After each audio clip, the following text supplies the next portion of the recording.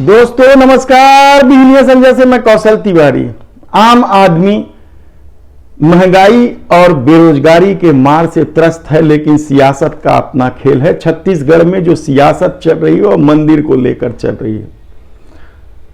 कांग्रेस ने आरएसएस प्रमुख मोहन भागवत को कौशल्या माता के मंदिर और गोठान का दर्शन करने का आमंत्रण भेजा।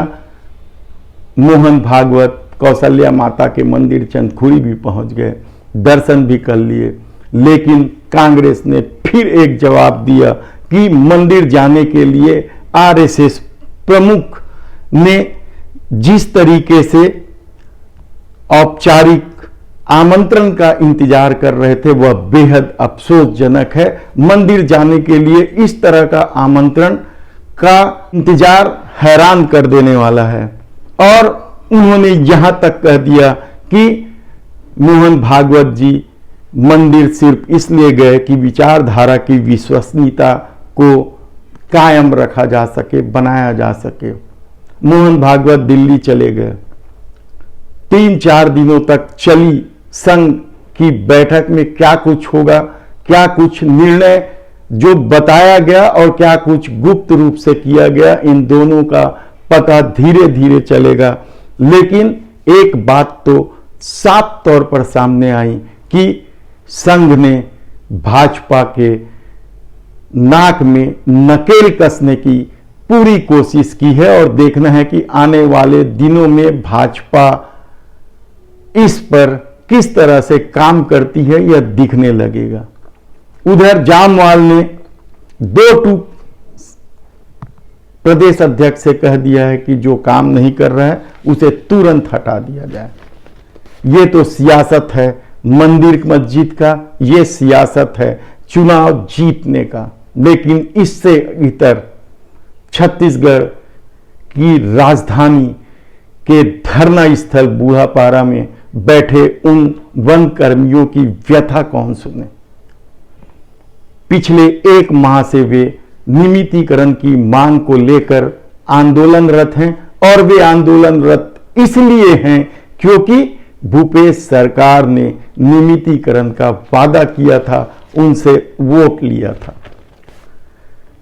लेकिन 4 साल बीतने को है, इस दिशा में कोई विशेष पहल नहीं होने की वजह से वन कर्मी आंदोलनरत हैं। उनकी अपनी व्यथा है।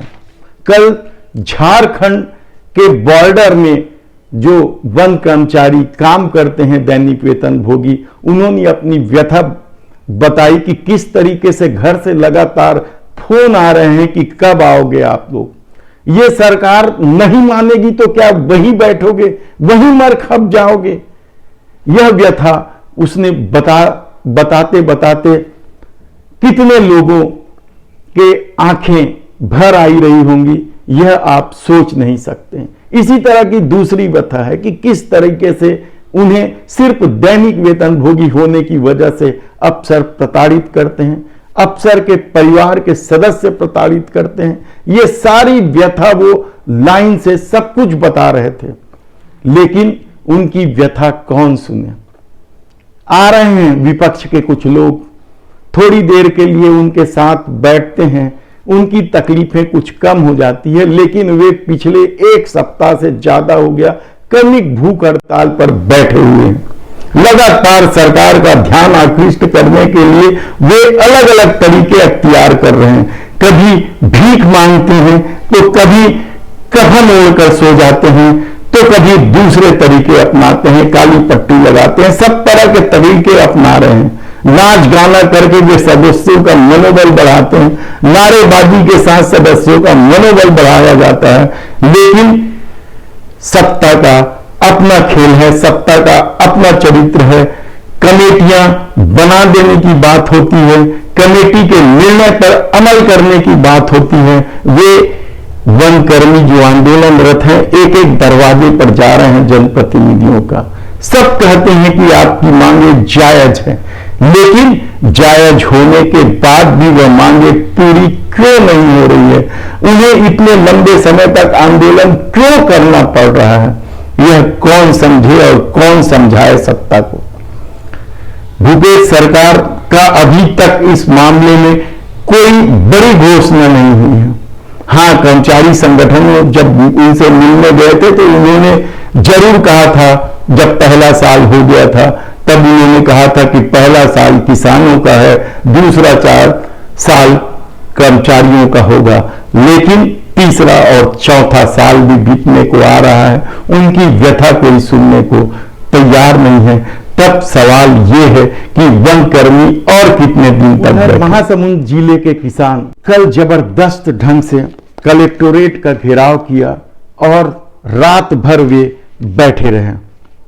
कांतिलाल साहू नामक एक किसान ने आत्महत्या कर ली थी। वह आत्महत्या इसलिए किया था क्योंकि उसके फसल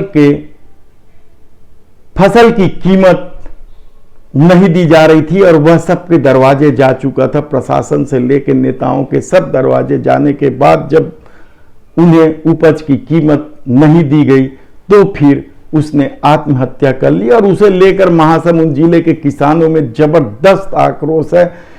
ज्ञापन भी सौंपे गए। अनिल दुबे के नेतृत्व में किसान मोर्चा ने ज्ञापन सौंपा। वहीं दूसरे जो किसान संगठन हैं वे लोग भी सब साथ आ गए और जबरदस्त ढंग से आंदोलन वहां चल रहा है।